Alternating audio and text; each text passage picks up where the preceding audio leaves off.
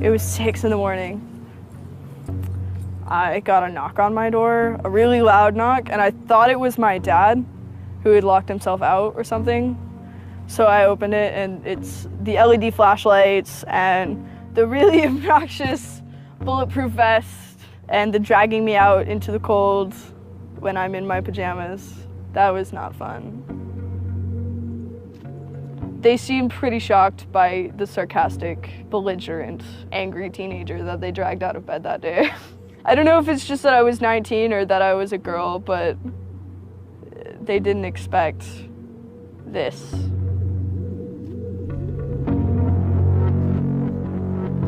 "10,000 angry kids, whoever they are, they scared the shit out of some people those days. They scared the shit out of the powers that be. And that's why this is being investigated. That's why I'm under indictment. That's it.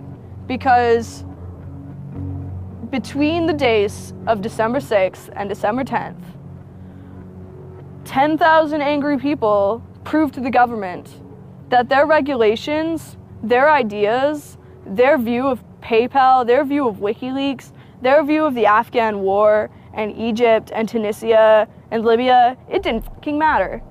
Their opinion no longer mattered because someone was out on the internet kicking ass. The computer hacker group Anonymous is claiming tonight that it took down the website of the Federal Appeals Court in San Francisco this afternoon.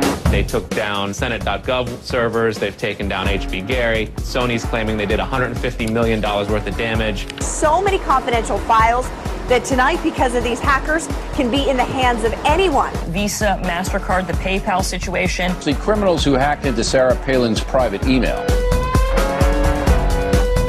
The Church of Scientology says Anonymous is a cyber terrorist group of religious bigots. Anonymous and this other group called Lulzsec.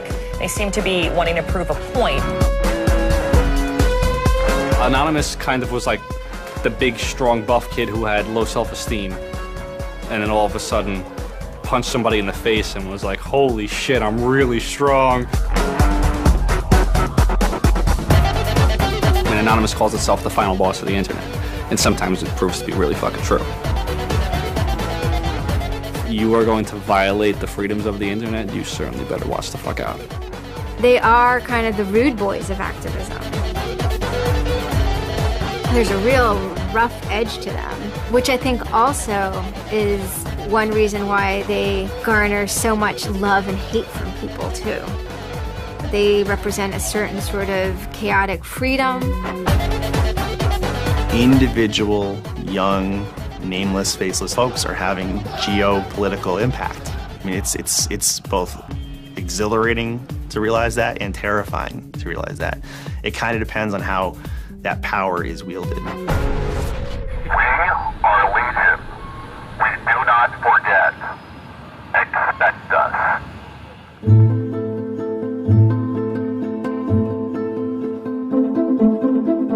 We stand for freedom. We stand for freedom of speech, the power of the people, the ability for them to protest against the government, to right wrongs. No censorship, especially online, but also in real life. We have members throughout society and all stratas of it worldwide. Yet we have no leadership. It's one voice. It's not individual voices. That's why we don't show our faces. That's why we don't give our names. We're speaking as one, and it's a collective. Good timing.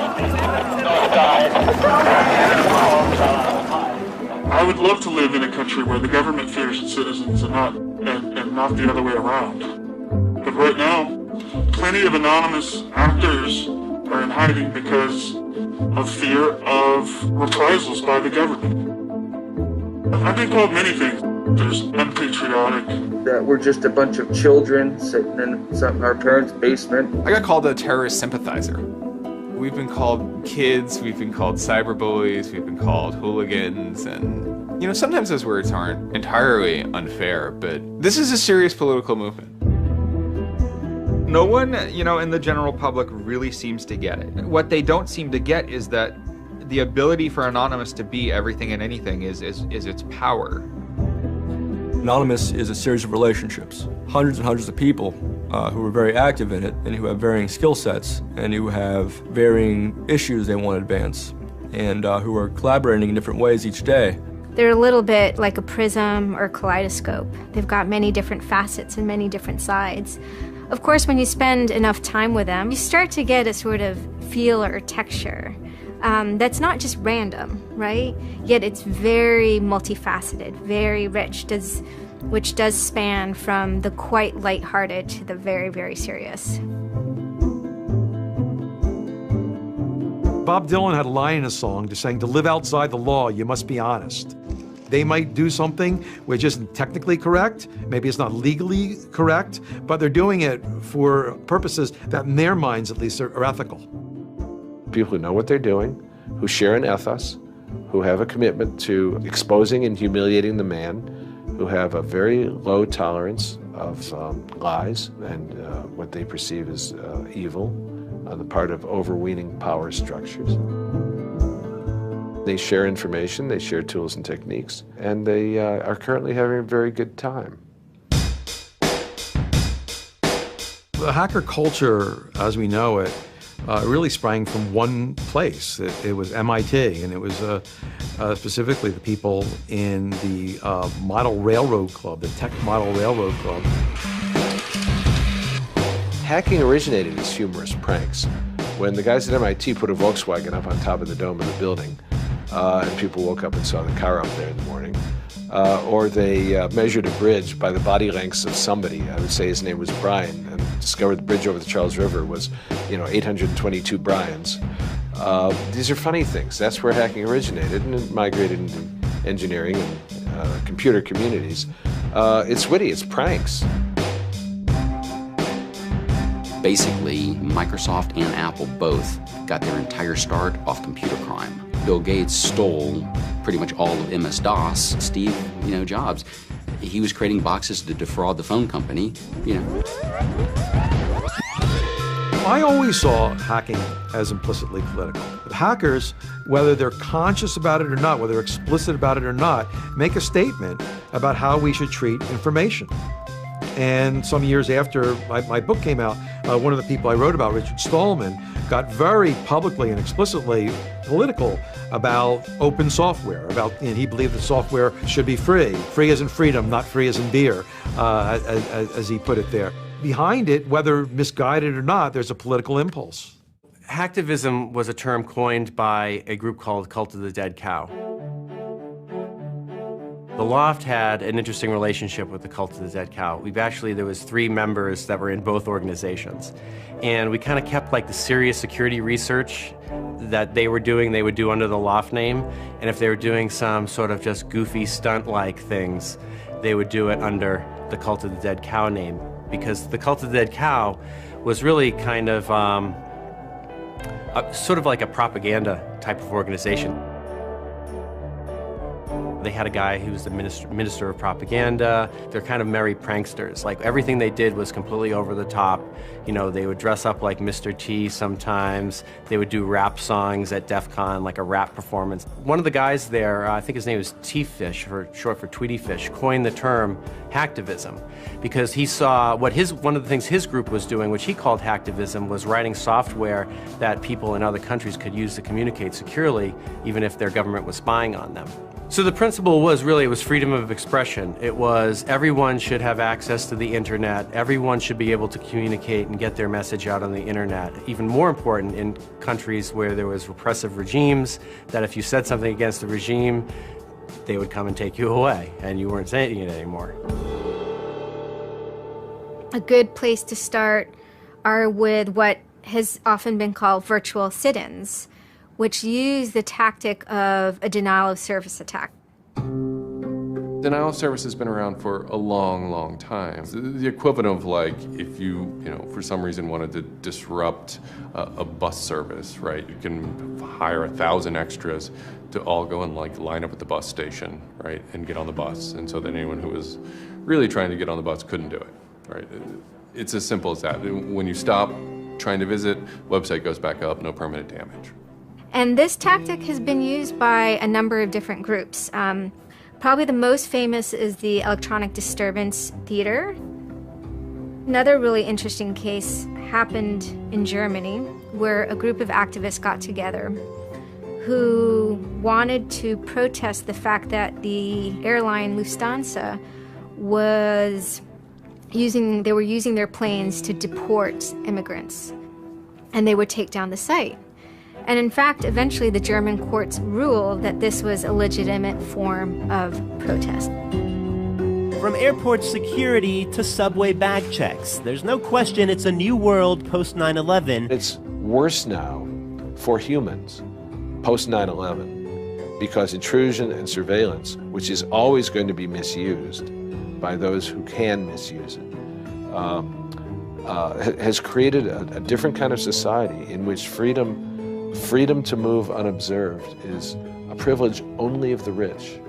Privacy is a privilege only of the rich. Hackers see the technology giving them sanction to buy that privileged exclusion as well. Intrinsic to the technology is the power to self-transcend and get out of the hump of the bell curve and move forward to a par with the masters of society and do battle with them on an equal level playing field.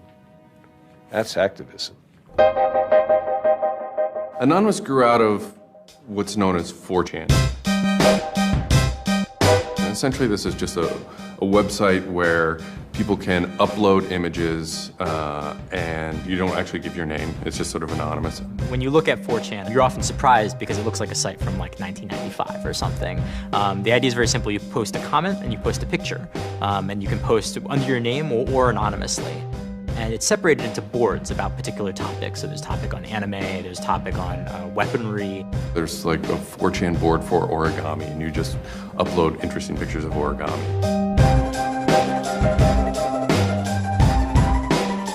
And then there was a group called the B board, which essentially was for like anything goes. The first time anybody goes on B, it's kind of an instant revulsion. Because there's never a time that you go on there where you don't see something horrible. That instantly puts off a lot of people. The idea is post something that can never be unseen. Half of the posts on B are there specifically to make people not want to come back to B. Have you ever read Lord of the Flies? 4chan, and especially B, is Lord of the Flies.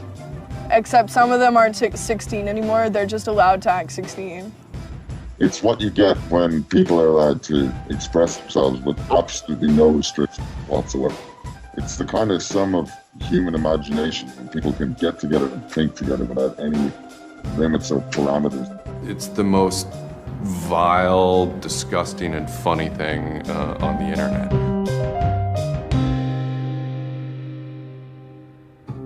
4chan was founded by Chris Mootpool when he was very young, maybe 15.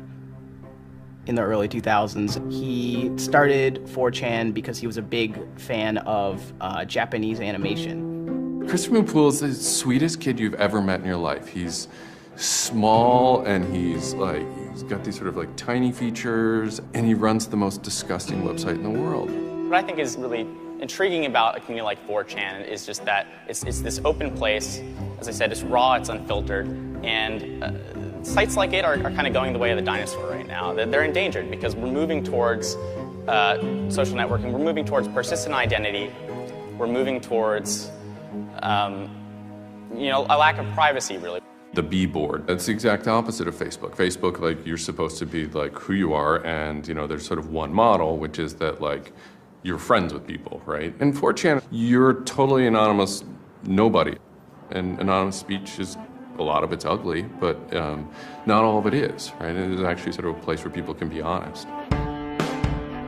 One of the important things about 4chan is to have a thread that really explodes and lasts for a long time. If it doesn't, then it disappears. It's a site that's not archived. So it creates conditions for anything that grabs attention at some level. And so humor and grotesqueness as a result are quite good for that. I'd rather just be referred to as anonymous, I guess, in any interviews, because I have some docs out on me. 4chan's just where I went to. I grew up on it and I lived there. That's just what I did for fun. It takes a thick skin to enjoy it. But, you know, as long as you're not offended, you'll occasionally come into something really cool or really creative on 4chan. I think the most interesting thing about it is how you can watch memes evolve. You'll see something posted one day, and then a week later it's got 50,000 derivatives of it. A meme is basically just an idea. It's kind of like a gene, but in the realm of the idea. A lot of the great internet memes that we all know and love, you know, lolcats, right? You know, little cats doing funny things, and then they have, you know, Icon has cheeseburger, right? All that stuff seems to start in this like petri dish that is 4chan b-board.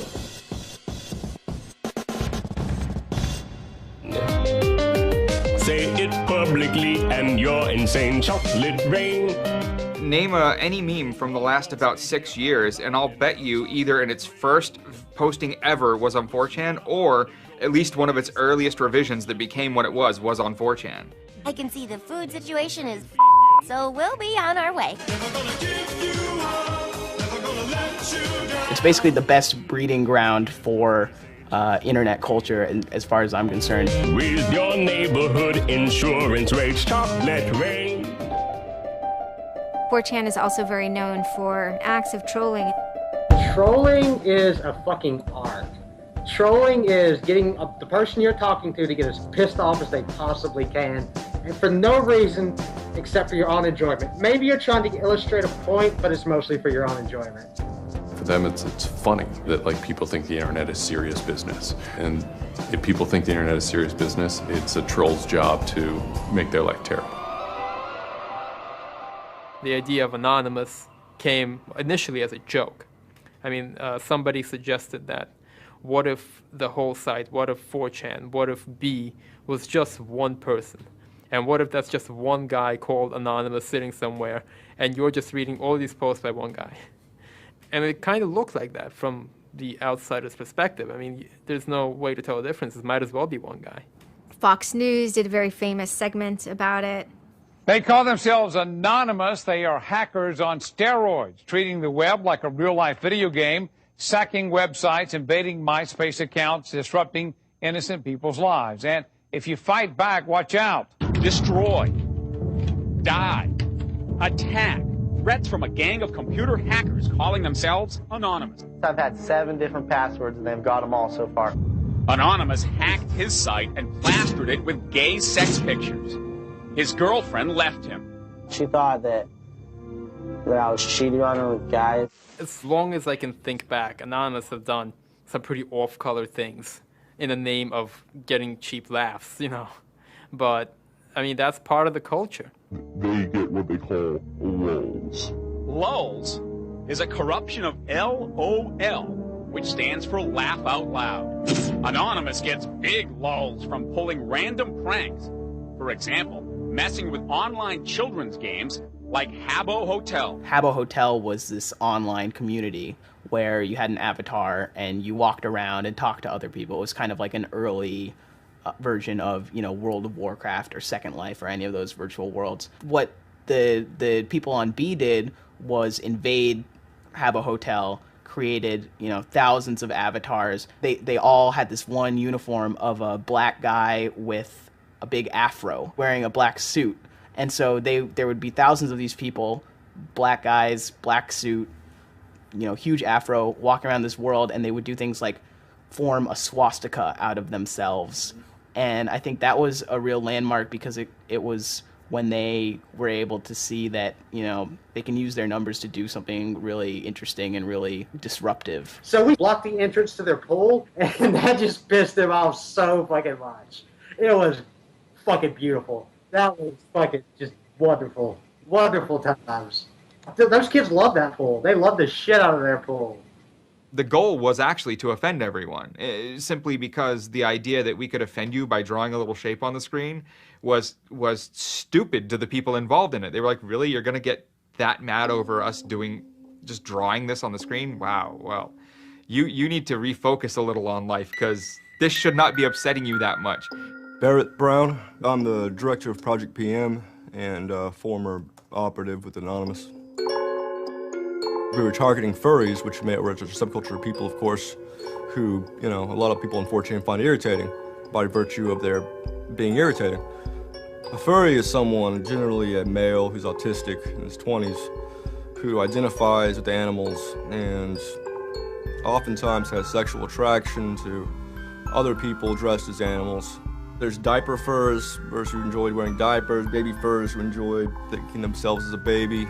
We had furry infiltrators, people trying, we had secret groups. Mine was called the Illuminati /I/Illuminati, and we were, our goal was to wreak as much havoc as possible because it was stupid. There's a point, when I was, otherwise, seemingly respectable writer, 2007. My first book had come out like that, but I spent my evenings on Second Life, that big, virtual world, riding around in a virtual spaceship with the words "faggery daggery do" written on it, wearing afros and dropping virtual bombs on little villages and concerts and waving giant penises around. And that was the most fun time I've ever had in my life. All these different organizations online, whether it's 4chan or just any website, there's typically a community aspect to it. This is where people have their social relationships. This is where their friends are. This is where they have a creative outlet. And so all those aspects are going into groups like Anonymous, where people feel like they're part of a bigger thing and they're able to express themselves within that group. There were certain words, certain phrases, certain ways people respond to things, certain images that were posted that created a pattern, and that pattern was, I guess, the origin of what is now Anonymous. It's like Freemasons with a sense of humor, in so much as they have this common symbology, and one of their chief joys, which is kind of wrapped up in power and secrecy, was the fact that they could recognize each other by referencing these symbols, referencing these phrases. Over 9,000. It's over 9,000! I lost my iPod. Mudkips, anything involving mudkips. So you have this weird sort of international culture developing with people, across the world, wherever they may be. In late 06 and, into early 07, there's a bit of a sea change where instead of just posting a bunch of content or randomly saying we're going to go over to some website and post a bunch of dirty comments against someone, it becomes a little more organized. Welcome to the Hal Turner Show. They went after a guy named Hal Turner. I am being discriminated against because I'm white. Hal Turner was a neo-Nazi who was, big online and had a podcast. I think that the 14th Amendment was not ratified properly, and I think, therefore, it is still okay to have Negroes as slaves in America. The first time I heard about Hal Turner is he was knocking somebody on 4chan. He was just being a major dick to a relatively known user. And for the fun of it, we started trolling him. And then I guess we kind of figured we had a moral high ground, which allowed us to get people on our side. But he was a fucking neo-Nazi. That's not okay to be in modern society. You're not allowed to do that. And there's a million neo-Nazis out there. But he started picking on our dudes, so we had to go to our dude's fucking defense. And it just so happened that he was a neo-Nazi, so that's a bigger reason that he's a fucking dickface. I'm like, yeah, screw that racist son of a bitch. Let's do this, So I joined in, and I made some of the phone calls, and, I played around on the chat thing on his website and posted in the threads and whatnot. Who are you? Where are you calling from? Hola, this is Pedro. Spick, Diego. don't call my radio show anymore, you filthy spick animal. The college that I you're go on the Hal to Turner show. has begun an integration program where they try and purposely lower standards to bring more blacks and quote unquote diversify the campus. And by the end of the next 5 years, they intend to bring over 9,000. He was just a horribly racist radio personality who seemed to handle it well when you called in. Like, he could handle being berated by Anonymous. And that made it very interesting. It made it a bit of a challenge. It wasn't some guy who just either crumbled or stopped answering the phone. It was a guy who would yell back. I don't see where you're going with this. Where I'm going is, I believe Barack Obama is genetically incapable of exercising the power necessary to govern the most complicated nation on earth. That's where I'm going with this. And I think part of the reason he's incapable of doing it is because of racial genetic inferiority. Is that clear enough for you? No, you changed the subject again. Wait a second, you asked Hal Turner me... wasn't the first, like, actual person that, Anonymous had caused trouble for, but the circumstances ended up being significant. They DDoS'd his website, stuff like that, costing him thousands of dollars, bandwidth fees. We DDoSed him, which is overflowing his server with packets and fake information. And then we kind of trolled him in real life. We sent countless pizzas to his house. We signed him up for escorts on Craigslist. We sent a bunch of pallets of industrial materials to his house, which he ultimately had to foot the bill for. And basically we destroyed his ability to pay for his radio show, and that took him off the internet.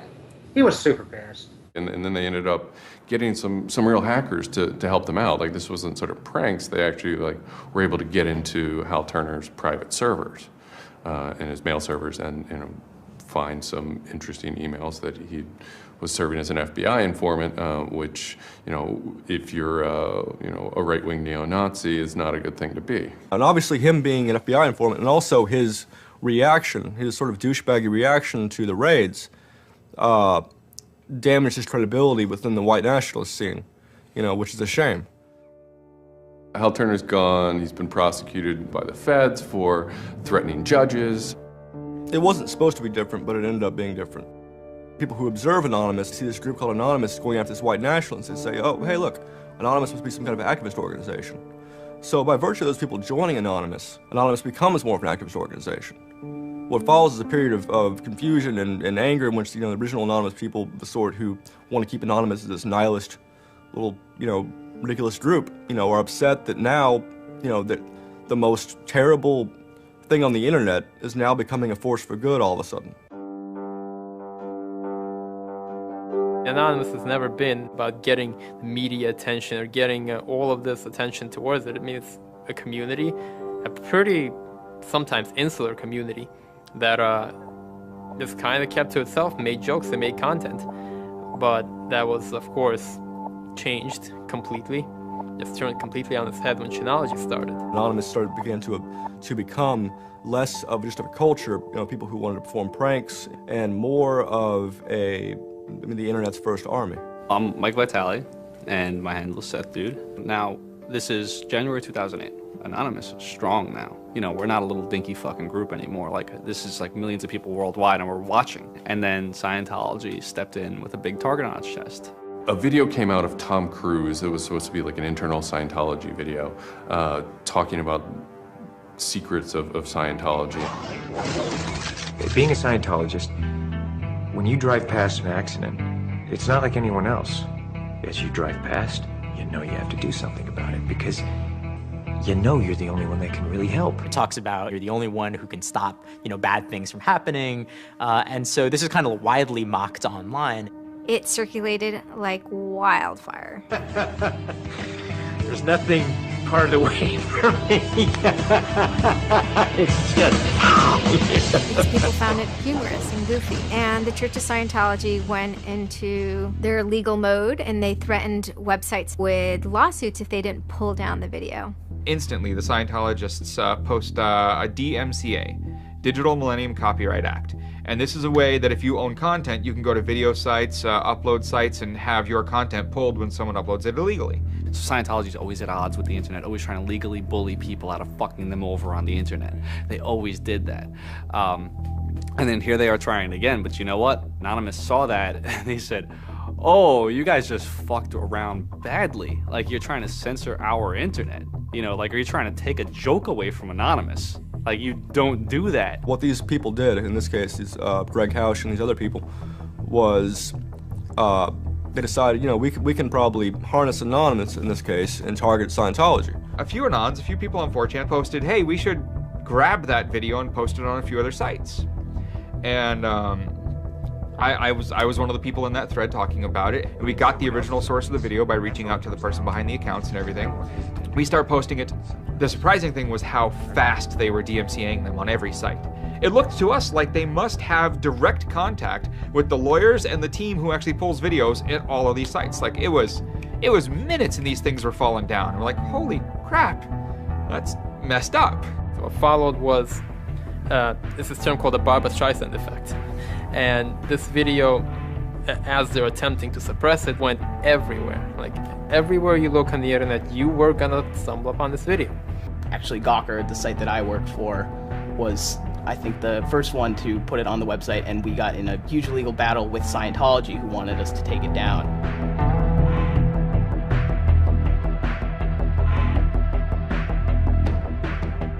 A guy joins the channel, and he says, you should all look at Gawker. So we go over to Gawker, and the strangest thing has happened. This big media company had the video up on their front page and basically had a comment underneath of it that stated very clearly that the FBI would have to come take their servers to get this video taken down, that they were sick of this abuse that was going on. That made us think, what have we gotten ourselves mixed up in here? Scientology is an interesting target because in some ways it's the perfect inversion of what geeks and hackers value. At so many different levels: science fiction, intellectual property, discourses of freedom, science and technology. It's very proprietary, it's closed. And so in some ways, if you had something like a cultural inversion machine and you stuck geeks and hackers in there, you'd get something that looks a lot like Scientology. So it's quite offensive, and there's a real pleasure in attacking your perfect nemesis. We're just such polar opposites, with them being secretive and us hating secrets, and them being so inclusive and us being, anybody could say they're anonymous, and most importantly, how fucking self-important they were. They thought they were fucking untouchable.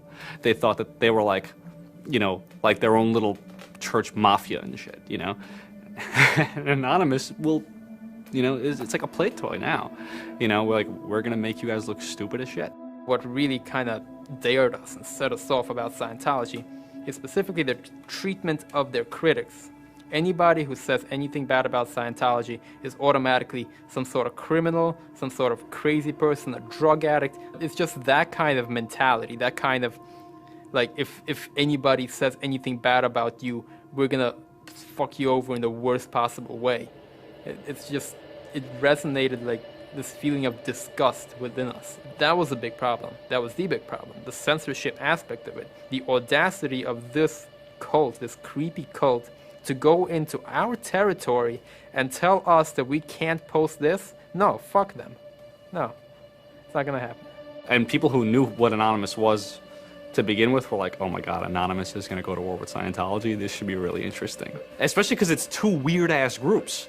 I mean, I've been an Anon for a long fucking time. I know Anonymous is really strange. They're weird, and the stuff we like is weird, and it's really not mainstream at all. Now you have Scientology.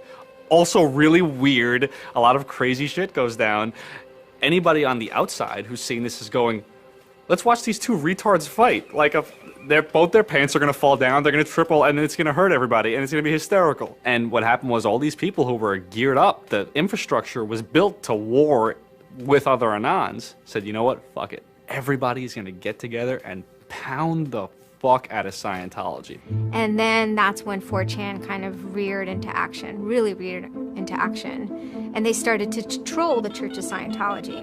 And this took the form of pranking the Dianetics hotline, ordering pizzas. Every fax number we get, we're sharing them all. Every number we get, we send black pieces of paper on a loop until we sold their ink. I go to call them on the phone, and it's busy, and that's their main fucking Dianetics hotline. Their Dianetics 800 number, you can't get through because Anons have completely fucking clogged it. And just probably saying stupid shit. The whole idea was just you call them just to keep them on the phone. What's an Elron? How do I Dianetics my face? They were not expecting that, and they couldn't handle it.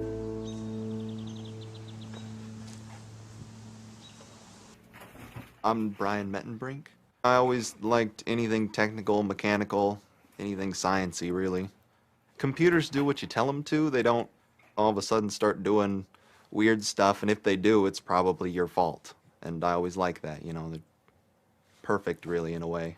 I had just gone to 4chan just on pure happenstance, and I saw a post about the Scientology thing, and I started looking up stuff, and I'm like, oh, this is actually for a decent cause. I think I'll, do this. You started seeing all the stuff in B, and I saw the stuff in B then. Everyone's going to DDoS Scientology. Everyone's going to bandwidth rape them. Anonymous members have developed a distributed denial of service attack tool called low orbit ion cannon, which is taken from a computer game. Low orbit ion cannon is what's called an end game weapon in Red Alert.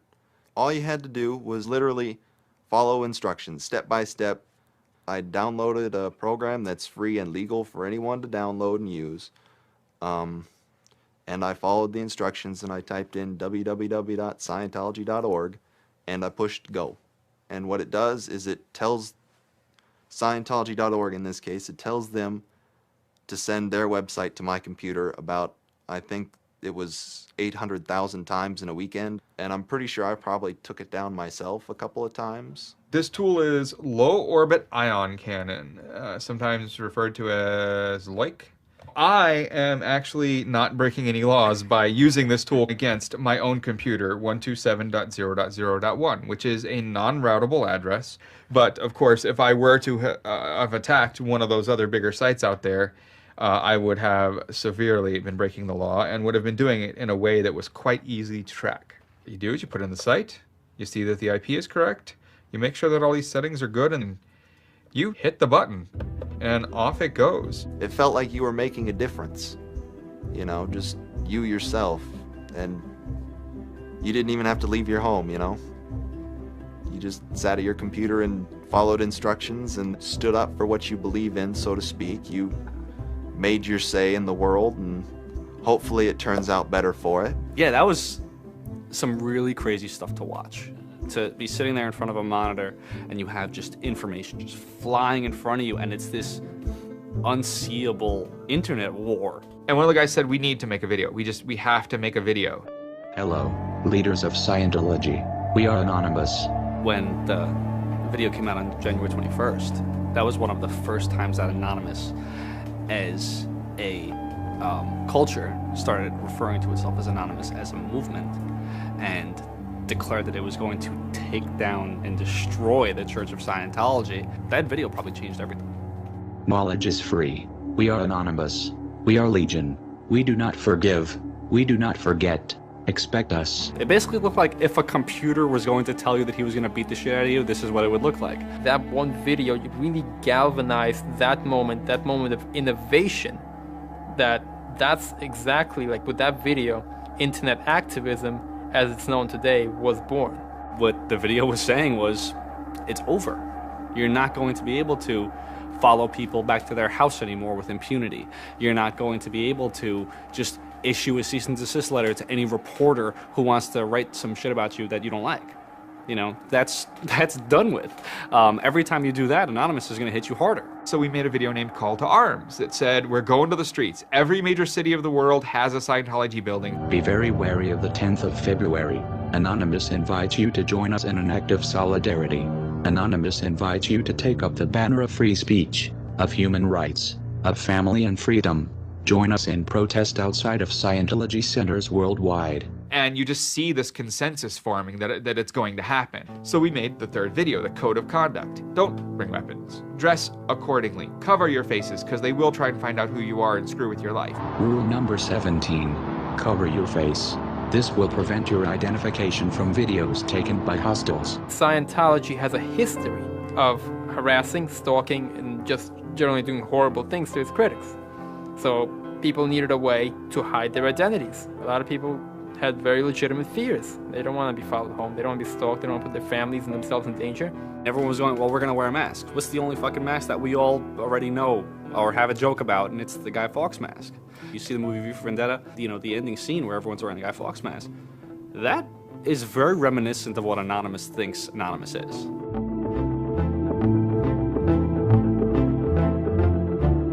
We wanted to represent anonymity in some way when it moved into real life. I think that the Guy Fawkes mask was one of the most natural things to happen. It is the idea that none of us are as cruel as all of us. You have this massive crowd of people who are anonymous that is going to fight against a bigger thing and win. Even after watching the video, it's like, yeah, this is great, but who's actually gonna do it? Who's gonna step up? Are people actually gonna get out of their house? And I guess we were really affected by the stereotype of of that whole community. They're being internet nerds, that too afraid to leave their mom's basements. I figured maybe 50 nerds from every city somewhere might show up and wear their masks at a building for a while and leave. No one thought that they were going to come out. This is me on the way there. I haven't slept. Very fucking tired. And I remember going to the park that day, and it's really fucking early in the morning, which I thought was a bad idea. And I'm smoking a cigarette, and I'm looking around like, where the fuck is everybody? There's nobody here. So here I am, sitting in Bryant Park, waiting for the other announce to show up. I remember thinking like, oh fuck, like, am I gonna be the only one in the park? Am I gonna walk to Scientology with fucking 6 or 7 people? Which totally defeats the entire purpose of this, because now they could single me out, you know? Then I get up and I start walking around and I see there's a lot of green balloons over there for some reason. On the other side of the park, there was like fucking 200 people. There was Guy Fawkes masks everywhere. And I'm like, holy shit, this is huge. There's a fucking lot of us. That's pretty good. I had no idea how many Anons there were until we started moving. And it just fucking got bigger. I remember walking through Times Square, and everybody in Times Square was an Anon. Like, and you know, this is like a fucking 1,000 person per like fucking minute foot traffic area. And everywhere I'm looking, I'm seeing fucking Anon symbols. It was fucking wild. It was really wild.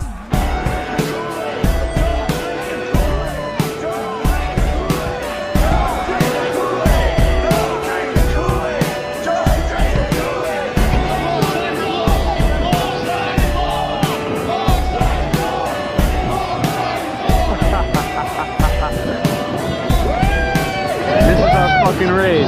Hell yeah! So we start getting numbers in. And Sydney. We're thinking that it's going to be 50 people. And before 10 a.m., before even time, there's already 50 people there. And there's still streams of people walking down the streets. A couple hours into it, you know, because I didn't go to bed until 1 in the morning, you know, you're looking at Sydney as, wow, there's 250 people in Sydney. The cops are estimating higher than that for their reports. What just happened? Adelaide, Perth, and Melbourne happened. And, you know, over 200 at each of them. We nearly broke 1,000 leaving Australia. Now, the next protest was Tel Aviv, which had actually gotten its first Scientology building a week before this. There were Palestinians and Israelis at this protest, both holding their flags. And at one point, they actually switched flags and held up each other's flags and whatnot. It was awesome to see. I call our guy in London, Britanon, and I say, hey, what's going on there? And he's like, did you just get out of bed? I said, yeah, I haven't even turned on the computer. I just figured I'd call you. And he said, we've got 600 people, and the cops are really, really mad at me. All the major cities were having hundreds of people come out. Massive. Clearwater had like 300 people. I don't think anyone beat out LA. I think LA had over 1,000 people. We are Legion! We are Legion! The thing that happened was something completely different, and hundreds of people from every city just swarmed the streets. It was kind of overwhelming, a little even scary, but scary in a good way. Soon, you know, we're at around the 10,000 mark, you know, and we were joking the whole time, over 9,000, you know, one of those memes. It was too surreal. It was not believable. You go by what name? We are Anonymous. It was very empowering, especially after people saw the thousands of people showing up. This was it. We owned the world at that point. You've got lolcats, and you've got rickrolling. You've got all these other things that Anonymous has been involved in. Then, you know, take us a month later, and, you know, 10,000 people were just in the streets. And in every major country in the world, in every major city in the world. And what the hell just happened? What changed? You know, who flipped the switch? The world looked very different to me at that point. We all met each other. The idea of an Anon is you're fucking alone until you get to 4chan, you know, and then these people all think like you, you know? And all of a sudden, you're not alone. You are with fucking 500 others, you know, they all know the same jokes as you. They all clearly have similar interests as you. Here's your culture. You meet your own people finally. immediately you felt like you were at home. If you were an anon, you were at home. We all like spent years in the same place, looking at the same pictures, laughing at the same jokes. We pretty much were already friends, even though we've never ever met. It was very happy. It's perhaps a little surprising. It's not just preteens or teenagers. There's a far more even mix of males and females than you would imagine otherwise. Everyone always figured Anonymous was a very male, thing, but it wasn't like that at all, There's some fucking hot girls come through. Like, there's some really, you'd be surprised. And there were a lot of these so-called guys who weren't socially good. They were very awkward. They still lived at home at 23, half of them virgins. And I'll tell you, the amount of those people who got laid from these protests happening is in the thousands that would not have for years probably. That's why those protests were so important. It was a chance to finally meet other people that were previously anonymous and unknown, and hence it was the moment of the end of their anonymity. Scientology, they kind of fought back, so to speak. They posted stuff online. While claiming they are peaceful, in less than 3 weeks, anonymous members made or encouraged 8,139 harassing or threatening phone calls, 3.6 million malicious emails, 141 million hits against church websites, 10 acts of vandalism, 22 bomb threats, and 8 death threats against members and officials of the Church of Scientology. They basically antagonized, really, is what they did, which is really one of the things they're great at. They wanted to find me. They did. They hired PIs. They started taking pictures of us, threatening to sue us. People were getting followed. People were getting followed home. It'd be a regular thing for someone to say, oh, I had to lose someone on the subway. I saw someone from the Scientology Center and they were following me. They would follow us to our houses, try to intimidate us, send us cease and desist letters. They had a PI hand deliver a cease and desist letter from a very expensive lawyer. It was a double message there. It was a, hey, we know where you live and we know your name and here's something from our lawyer. Just these old tactics that they used to fight the activism they faced before the internet were completely ineffective against Chanology. Most of the people who received them actually framed them and put them on their wall. I've seen multiple of them framed and put on the wall. Mine's sitting in my closet somewhere in a box. They don't care to actually use the legal system to get you thrown in jail. They care to use the legal system to get you to stop. I did the whole low orbit ion cannon stuff, and then I pretty much just went about my life after that for probably, I think it's 6 months, and then the FBI showed up here at my parents' house where I wasn't, looking for me. 2 men got out of the car and took Flashed took their jackets off and laid their guns on the front seat and came up to ask us if Brian was home and explained that they were the FBI and they were looking for Brian, and I've never been so scared. And then my parents directed them to where I was living. And they showed up and said, I'd like to have a friendly conversation with you. And I had the worst friendly conversation of my life. And we sat down at my dining room table, and they just started asking me questions, and I'm trying to figure out what they're here for, because I have no idea. And they eventually started asking me questions about Anonymous. I was scared to death. I mean, my son is looking at 5 years in jail and a $100,000 fine. I had no idea that it was any sort of this big of a crime to do what I did. I thought it was the kind of slap on a wrist, $200 fine type crime. So I actually told them that I did it at that point. Then it went from there.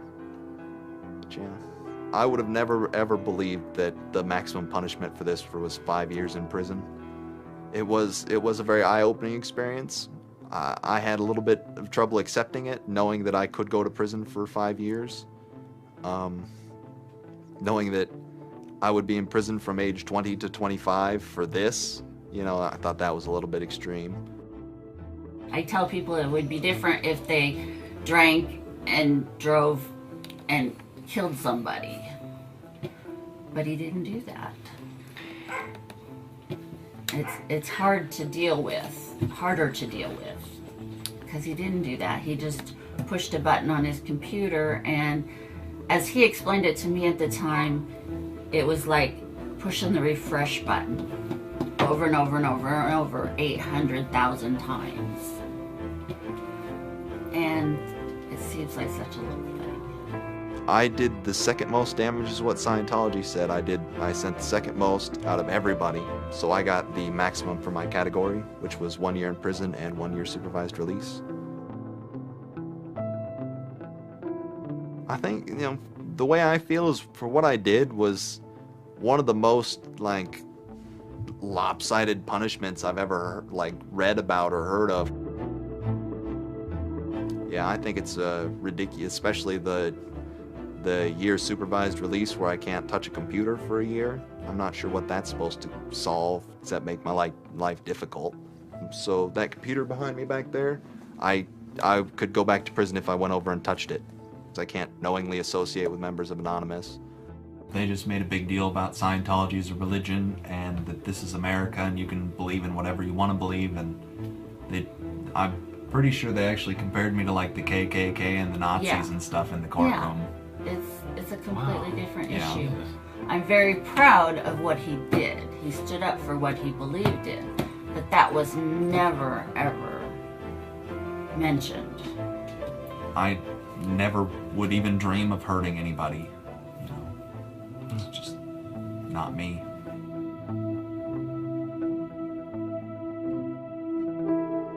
Prior to Anonymous, critics of the church still had to be very, very careful because of the aggressive lawsuits that were launched against academics, journalists, and other critics. I would say that era is over. And Anonymous, more than any other sort of intervention, is probably responsible for that change. This actually caused a decent rift in Anonymous. There was one big group, significant group of people who would say, this Chinology stuff, it's cancer, it's awful, it's bad, it's just bringing attention to us that we don't want. The trolling isn't happening, we're not getting our jollies. Like, now this is all really serious and moral and somber, and like, well, you know, that's not what I signed up for, that kind of thing. And then there are the people who were on the other side who are going, well, I only signed up for the serious and somber. You guys, go away. This is, you know, and, you know, there became this very fierce clash of ideologies, and it was alien to us. They decided, in their own words, which I was privy to because it was told to me, stop ruining our bad name. So to make Anonymous look bad, they go off and they post animated GIFs, animated images to epilepsy forums that are black and white just strobing really quickly. So any of the epilepsy people on these support forums see it and they fall off their chairs, you know, in seizure. You start hearing this term moral fag. If you're not out there making epileptics have seizures, then you're doing it wrong. So you're a moral fag.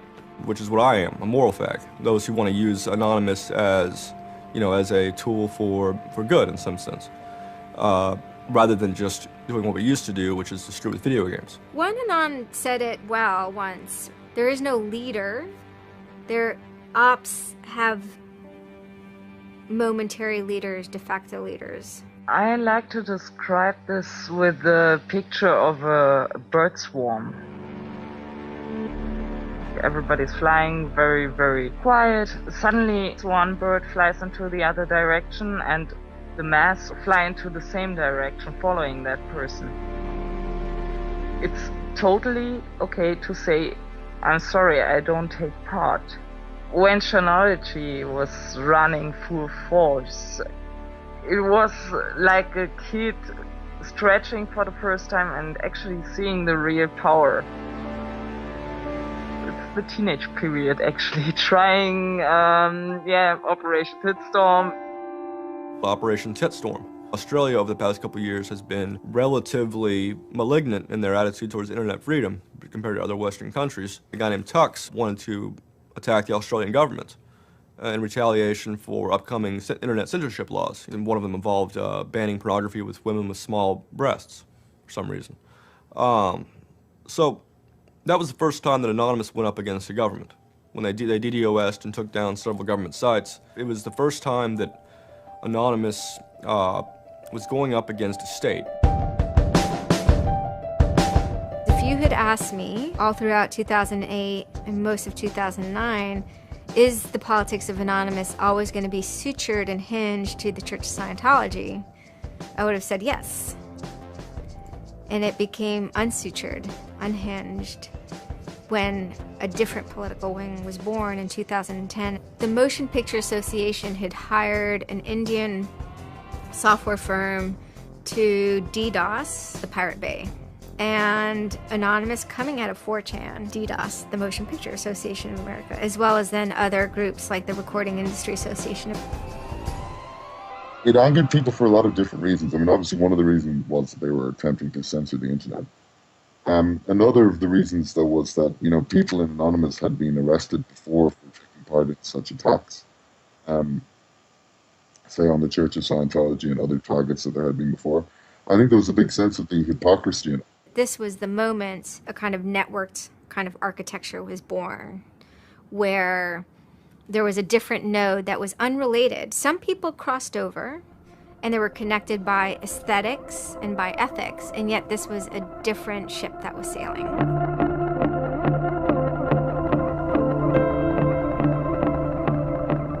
It is our task to find secret abusive plans and expose them where they can be opposed before they are implemented. The interesting thing about someone like Assange is that he actually also sprang from, you know, a hacker culture. It's a mentality of spreading information. Julian was Mendax. He was the greatest hacker that ever walked the face of the earth when I was a kid. I mean, they rumored he could move satellites around in space by hacking into NASA. I mean, you know, maybe it never happened, but I mean, it was, you know, it was a myth that kept young kids like me wanting to, like, you know, plug a computer into a modem and see if I can move some satellites around. WikiLeaks is an instantiation of the hacker ethos. Truth wants to be free, and we want to liberate it.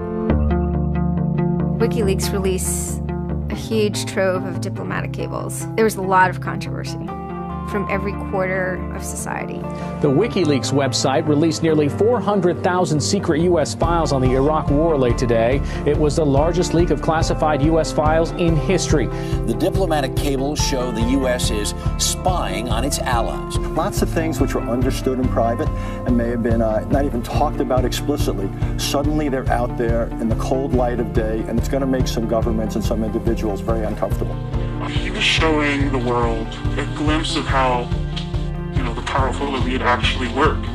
At least to some extent. I mean, these are fairly low-level diplomats sending messages back and forth, but it's a side of government you hardly ever see, and it's pretty eye-opening. And you know, once it's out, it's out. I think information wants to be free. But let's look at it. Let's analyze it. It's important that we know such stuff. It's important that we know what our governments do, and if they don't tell us, then somebody has to. There was one particular moment that really sparked the fire, and this was when PayPal, MasterCard, and Amazon pulled services for WikiLeaks. So all of a sudden there's no way to actually like process donations to WikiLeaks. And then people went and found like neo-Nazi groups. Visa and MasterCard were perfectly fine with you being able to, like, you know, PayPal being able to like make donations to them. But WikiLeaks, no. You can pay the KKK, you can donate money to the Westboro Baptist Church with your PayPal and your fucking MasterCard, but you can't give any money to WikiLeaks. And I think WikiLeaks is doing a good thing. It's just a total hypocrisy. They got their little fucking banking mafia to fuck, you know, WikiLeaks over. People were incredibly angry. There was a real sense of rage. I think there was a sense that WikiLeaks was exposing the lies that the government had told to the people, and now the government was desperately trying to make sure that those lies weren't exposed. And there was just an intense, I can only call it fury. If you're a hacker, it's one of those John F. Kennedy was shot moments, not to actually compare it to that, but it's one of those moments you always remember exactly where you were when you heard it. I mean, I just really never dreamed that they would have the audacity. Anonymous very quickly moves into an attack mode. Anonymous DOSed PayPal. They were pissed. Cyber protests, sit-ins, however you want to look at it. DDoS is a tool that is a big giant, it's like driving a finish nail in with a sledgehammer. The numbers of participants were massive, massive. And they managed over the course of a couple of days to disable the websites of MasterCard and PayPal.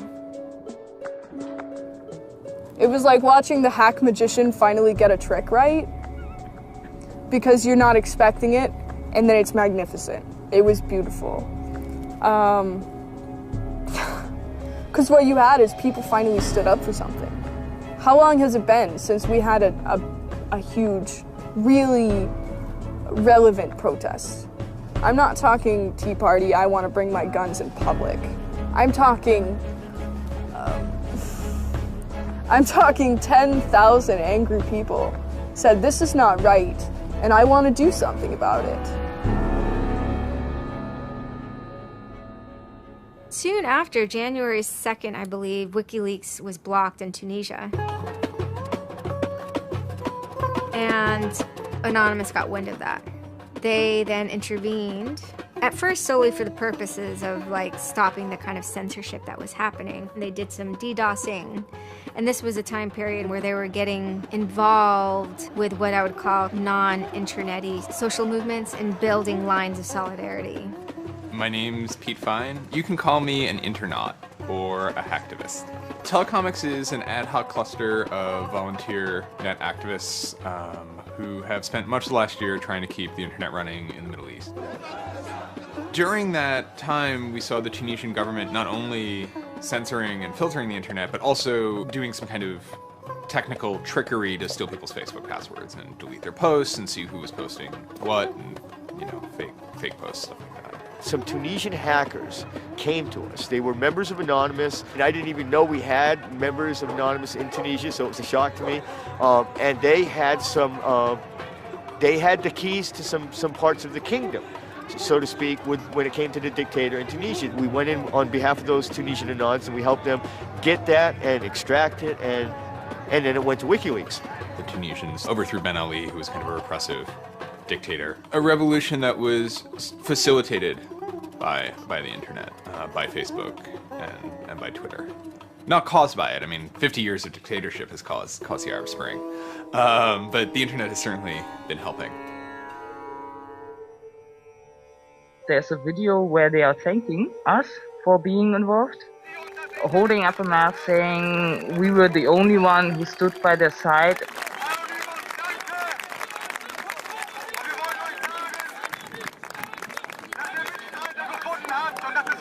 For me, it was awesome to hear that and to feel the connection. The same group of hackers that target anti-WikiLeaks sites have now turned their attention to Egypt. In kind of the lead up to the Egyptian revolution, we would tweet on people's behalf. We would get people from Egypt who were unable to access Twitter on their own on our IRC network, and we would take reports from them and tweet them out using our account to kind of help them get the word out about what they were experiencing. Some of this shit is personal. And one of the things about the movement as a whole, when Egypt rolled around, is that Egypt broke us emotionally. Watching in real time with live feeds that we helped set up, Egyptians get massacred with machine guns. It was different, and I have never in cyber activism wept before. It's never bothered me like that. It's never been able to touch me the way Egypt touched me. It was fucked up that we were watching people killed for no reason other than leaving their homes, that these people had every right to freedom, that they had every right to choose their government. And then January 27th, January 28th rolls around, and the Egyptian government starts shutting down the internet. I mean, just for the whole country. The whole country. There's this fantastic traffic graph that you can see the traffic coming out of Egypt, and it looks like, you know, like this. Just totally stops. And we were just shocked. We were just like, what the fuck? Like, what the fuck? To think that a country would completely cut itself off as much as it was able to from the outside world was pretty unthinkable. You know, we know bad things go on in the dark places. And suddenly it got quiet. I remember that somehow burned into my brain that first Twitter was flooded and suddenly everything was quiet. That's the kind of thing that could start riots. I think when Mubarak did what he did, I think it really upset people here as well as in the Middle East. I put myself in their place, and I found myself in a desert of nothingness because he just wiped out everything that my world incorporated.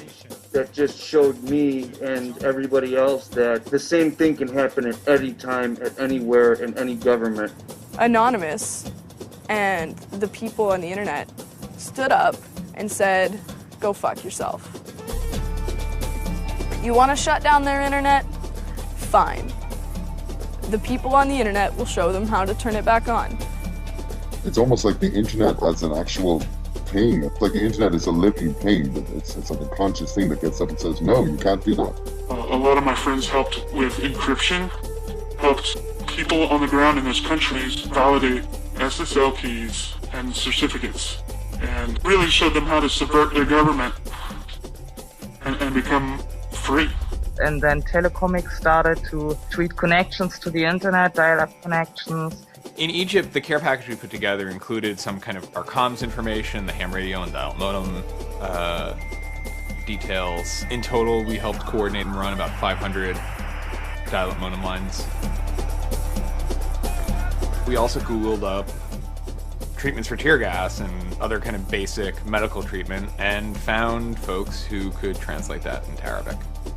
Sort of put this together in a nice one-page PDF and fax, and off it goes. I think the most effective thing was shutting down government websites. We're taking your dictator's web pages down. It is cyber warfare at that point. When you're dealing with a dictator like that that's killing people, all the gloves are off. We are going to not just take your websites offline, we are going to destroy your every communications. We are going to wreck you like a nation state would wreck you. In Cairo, Egypt, the crowds are shouting and screaming.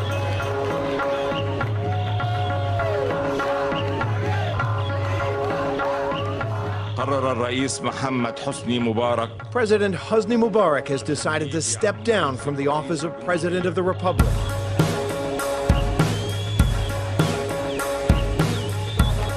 When Mubarak left, it was a hell yeah moment. People can rise up, people can make a change. And I think for a lot of people in America, it was the first time they had seen people rise up and take down their government and say, we're sick of this shit. We're sick of the oppression. We're sick of living as slaves to your power. We had Egyptians come thank us as we're doing this stuff, and I said to them, like, look, you guys just get our back if stuff goes down here. Although it was awesome and it was one part we were fighting for me it was quite clear that it's not the end of the story. That it's not suddenly changing into rainbows and nine cats or whatever, but that we now have to watch even more. The FBI is now investigating Anonymous, a loose collection of rogue, tech-savvy hackers credited with bringing down the websites of MasterCard and Visa last December. So there were 40 raids back then. They seized computers, cell phones, and this kind of technical apparatus, sometimes including, in the case of a 19-year-old girl lived with her family, it took her parents' stuff too. There's always been a sort of cat and mouse dynamic, not just in relation to the feds, but also to these sort of groups that have appointed themselves as guardians of the Republic. And there's groups called like Backtrace Security, which is made up of a couple of deranged people who, I think for personal reasons, have grievances against Anonymous. I've been threatened by people who are former Secret Service agents who now run private security companies. Suddenly, on February 5th, a Financial Times article comes out that we all see. It's quoting this guy named Aaron Barr, who's the CEO of HP Gary Federal, which is an intelligence contractor. And Aaron Barr is telling his Financial Times journalist, Joseph Min, that he's been secretly monitoring the AnonOps server where all this is going on, and has done so for several weeks, and using his own custom brand of information operations techniques, has managed to identify the alleged leadership of Anonymous, including 25, quote, lieutenants, unquote, some sort. We have to see this document. Everyone wants to know. We don't need to destroy him. We don't need to destroy his company. We just need to see the document, and we'll decide what comes next after looking at the document. So they get it. It was unbelievably easy to get into that network. And my name was on there as a screen name, and Greg Hausch was listed there by a screen name. The fact of the matter is, what he told Financial Times was, everything he told them was demonstrably untrue, and very much hilariously so. He had to be shut up. It had to be proven to the world that this guy was a retard and that his information was in no way valid. Now, to put that in hacker terms, Anonymous is a hornet's nest, and Barr said, I'm gonna stick my penis in that thing. And in a mere 24 hours, he was owned, pwned completely by a small group of participants who basically went on a hacking rampage. Faster than you can say, get these hornets off my penis. Anonymous took down Barr's website, stole his emails, deleted the company's backup data, trashed his Twitter account, and remotely wiped his iPad. And he had just reached the Hammam high level on Angry Birds. The HB Gary hack brought about 70,000 emails. Probably the most important ones had to do with a proposal that HB Gary had already formulated. It was packaged up as a nice PowerPoint presentation, kind of act as privatized agent provocateurs, where they were going to discredit WikiLeaks. HB Gary was proposing submitting fake documents to WikiLeaks, and then when discovered as fake, the error could be called out and it would discredit WikiLeaks. Right. So, so there's a lot of specifics that I can't talk about. So let me try to answer that though in a general sense. Well, first of all, it's probably no surprise to anybody. I'm not a big fan of WikiLeaks. I think that the broad purpose of trying to get as much information, proprietary or classified information for the government, expose that, is an extremely destructive and dangerous purpose.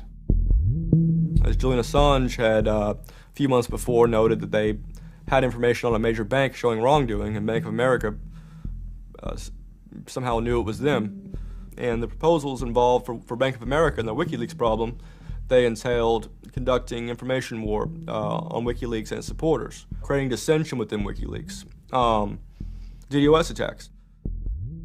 You also wanted to launch cyber attacks on WikiLeaks infrastructure to get information on document submitters. Well, one thing I guess I want to make sure is clear is,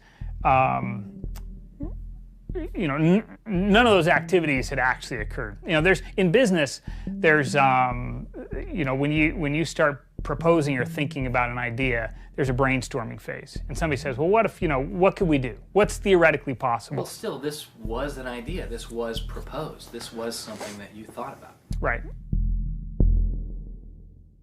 They also wanted to go on a campaign kind of targeting Glenn Greenwald, who's a reporter for Salon, who's an outspoken kind of critic of the government and supporter of WikiLeaks. It seems like you're trying to attack a journalist here. Yeah, and you know, I don't want to talk too much more about Glenn Greenwald, but other than, you know, what I previously said is, you know, there was never an intent to attack journalists, not on my part. You know, nor I guess I should say I should generalize that and to say that, you know, I would never just outwardly attack a journalist, other than if I felt that there was a journalist in my mind that was acting unethically. That, you know, that is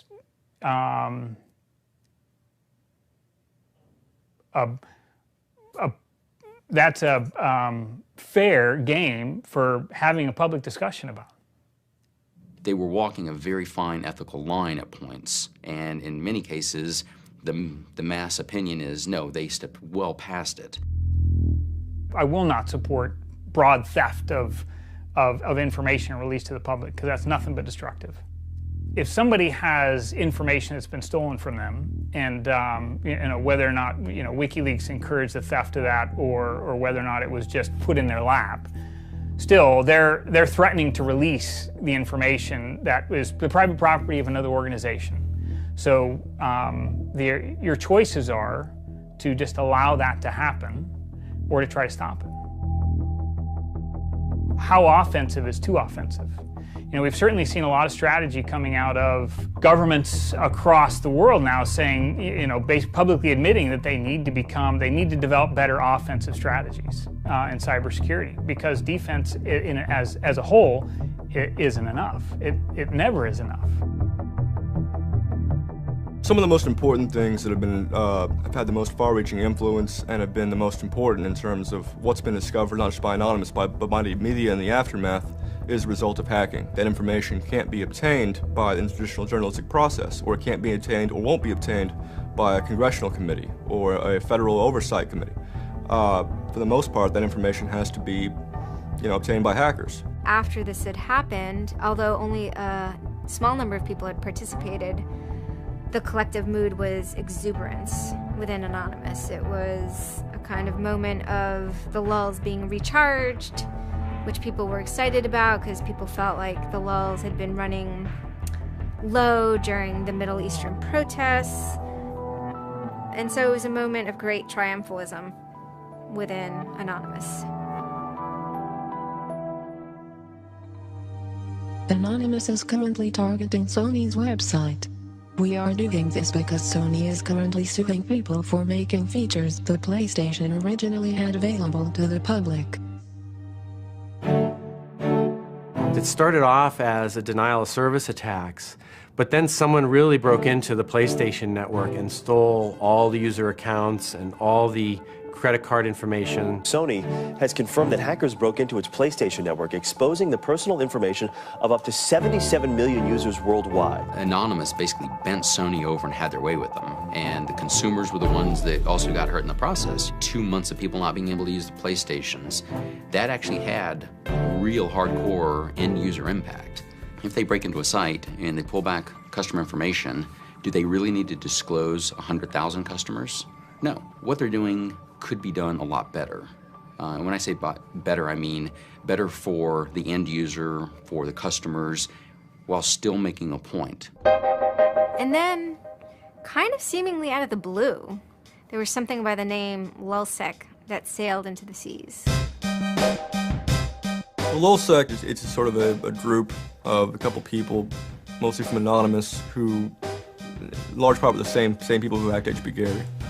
And they decided to form this little group and just carry on operations sort of outside the purview of Anonymous for a while. They hacked whatever they wanted, they released whatever they wanted. It's almost like they had no rules. They just said, this is what we're going to do. We're going to stir up the cart. We're going to get some trouble. We're going to make some waves. And they did. What they did was they put on a play. Not high arts, not lowbrow either. It wasn't particularly, let's just say, grotesque. Their symbol was a kind of cartoon caricature of the Monopoly man with a monocle and a cigarette. There was a lot of iconography of boats and ships, pirate motifs, and then, of course, a cat. Chaos and mayhem. Right now, it's probably one of the right things to do. Some of the things Lulzsec did in the court of public opinion were less noble. Private citizens were being doxxed, or the credit card numbers that could have been redacted. You could still make your point without actually, giving up people's personal details. So the court of public opinion swayed that Lulzsec had crossed lines that maybe the previous manifestations had not. Collateral damage, such as the release of docs and people's personal information who are just caught in the crossfire, really, of an anonymous confrontation, is something that a lot of anons don't really support. There was a lot of, infighting about it because their way, wasn't really our way. We will not attack the media. PBS's Frontline runs a documentary on mainly focused on Bradley Manning, the alleged leaker to WikiLeaks. And just for a lot of Bradley Manning supporters didn't like it. They felt it was a little too psychologizing, right? It was like looking a little bit more like his personal life than like why it is he leaked the documents and what the documents actually meant. They hacked a website putting a story that Tupac and Biggie had kind of escaped the world of celebrity fame and attention and retired quietly and discreetly in New Zealand. Lulzsec, when they attacked PBS, you know, that gave me the creeps, you know. As a journalist, I'm not too thrilled with the idea of someone judging that we don't like you to write that. We don't like your reporting, so we're going to shut down your website. I'm uncomfortable with that. It could be me, and I could be writing something about a group that they didn't like. And, you know, hey, I'm happy to sit and talk with them about it, but, you know, don't shut my website down. This is obviously about freedom of speech, so attacking the press would be would sort of be a bit of a contradiction. So people always said, well, we shouldn't do that. And obviously Lulzsec had a completely different agenda, so they had no problem doing it. They sort of saw themselves as going out there, breaking into like anything, everything, governments, corporations, police departments, largely for the same reasons Anonymous would. You know, they went after Arizona for immigration policy, 50-day run, causing mayhem, havoc, and then, you know, ended it. The computer hacking group Lulzsec Security has announced it's disbanding, saying it had achieved its mission to disrupt government and corporate organizations for fun. I call this whole thing the rise of the chaotic actor. It's not like the first time we've had hacktivism, but we're definitely seeing like a renaissance in it.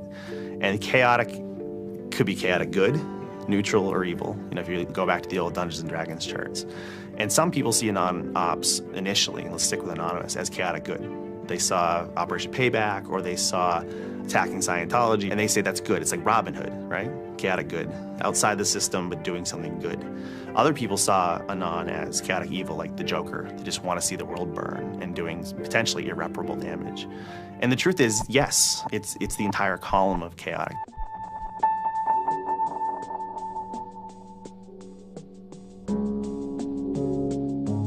"16 people were arrested today, but dozens of FBI agents targeted alleged members of the loose-knit hacking group. Armed with search warrants, agents hit 6 homes in New York, along with locations across the country. The people arrested yesterday were suspected of attacking PayPal's website after the company shut off payments to WikiLeaks. Defenders of the hackers say they're merely engaged in civil protest, but FBI officials worry the disruptive cyber attacks could move in a more dangerous direction. So the FBI shows up at 6 in the morning, and it was really obnoxious. And I remember being frustrated and angry because there was nothing that I had done that would have justified an FBI search warrant. They came and guns blazing, all this other good stuff, busted down the door. I immediately just dropped down to the floor, 180, didn't want nothing. I wasn't trying to fight nobody. Theory of the case is they were, you know, they flooded, quote unquote, a number of people flooded access to PayPal, thereby creating economic distress to a protected corporation. End of story. This is not a case involving identity theft, involving outing emails, involving violating privilege, involving theft of services, involving, you know, shutting down business. It is a pure case of internet or cyber sit-ins. I think when Barack Obama gets on television and says, flood the switchboard, shut down the Republicans, send the message, that's legal. And even if you accept what the theory of this prosecution is, it's no different. This is an electronic sit-in at its finest. If you're a pedophile, the average is 11 years. If you're a computer hacker, the average is 15. And I think that's ridiculous.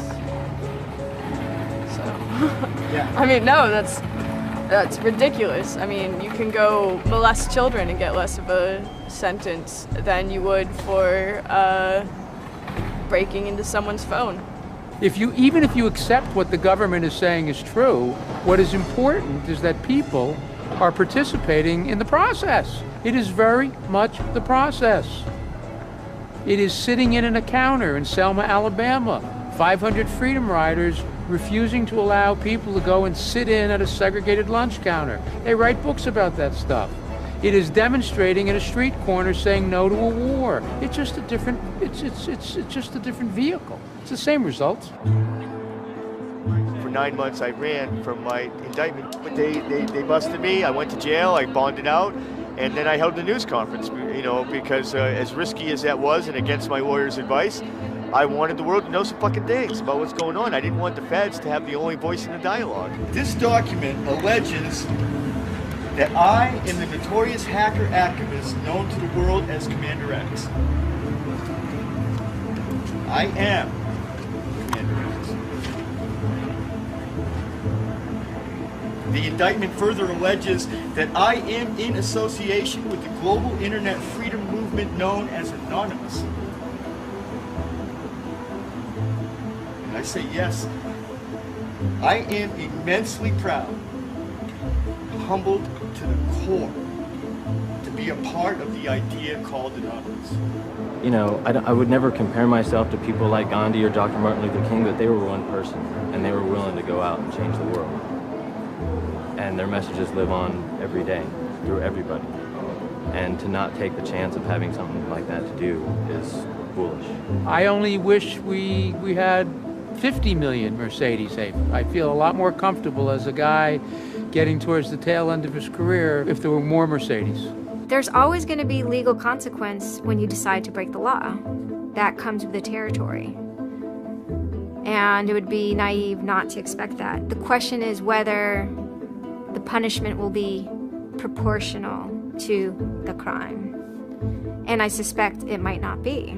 People will be watching very closely to see how these cases proceed, on what grounds, and whether there's any room during the trials to think, especially of the denial of service attacks, as a legitimate form of protest.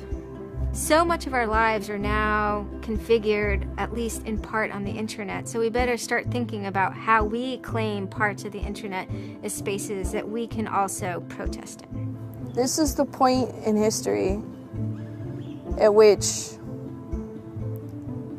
you decide whether or not protesting is possible online.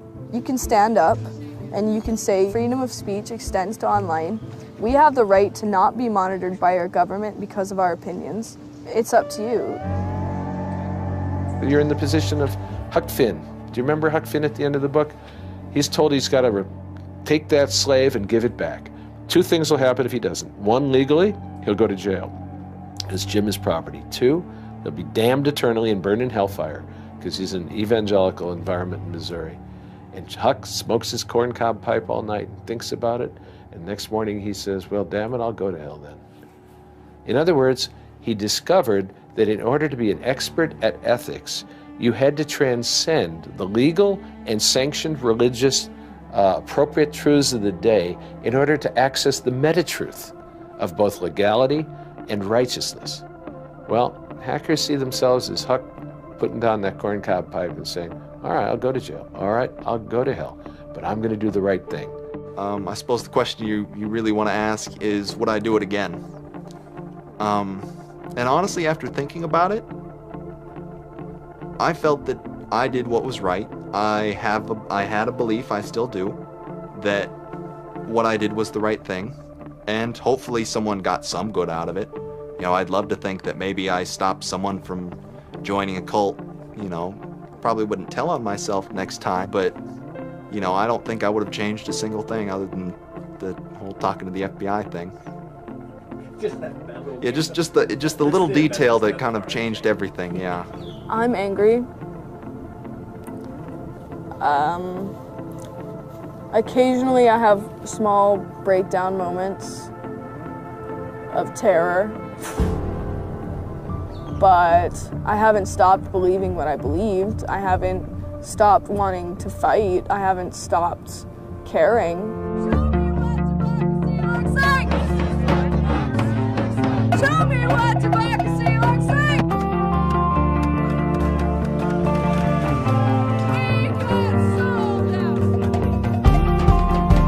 I don't think this whole issue is a technical hacking thing. This is more about human philosophy and psychology.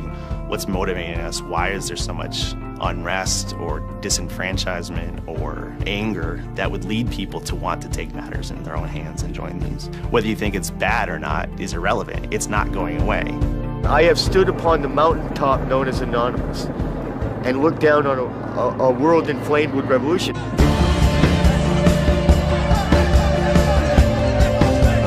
What can you say? Your spine tingles when you're at the cusp of history. When you're surfing, the waves of history, your spine tingles. There's a lot of people in Anonymous who feel very deeply and very sincerely about their contribution towards democracy around the world. And I think that's one of the main things that I'm most proud of about Anonymous. There are things that I'm not proud of about Anonymous, but we stand against censorship and we stand against oppressive governments, even our own. It's a very noble thing. If you have power in real life and you have money in real life, it doesn't fucking matter on the internet. What matters on the internet is your actual ideas. How smart you are, the quality of you. And when certain organizations that, they want to extend their real life power onto the internet, it's not gonna fucking take because of Anonymous. And history teaches us that change simply doesn't come with flowers. It doesn't work. If they say I'm a criminal, damn, well, then I will be one. Anonymous is an evolving thing. It's like a phoenix. It might occasionally catch fire and burn to the ground, but it'll be reborn from ashes. It'll be reborn stronger.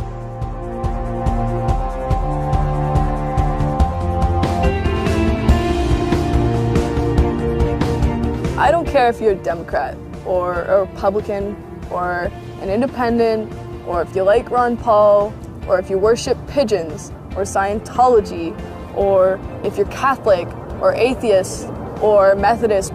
I don't care about that. Your opinion matters. I don't care if I disagree with it. I don't care if I hate your guts. Your opinion matters.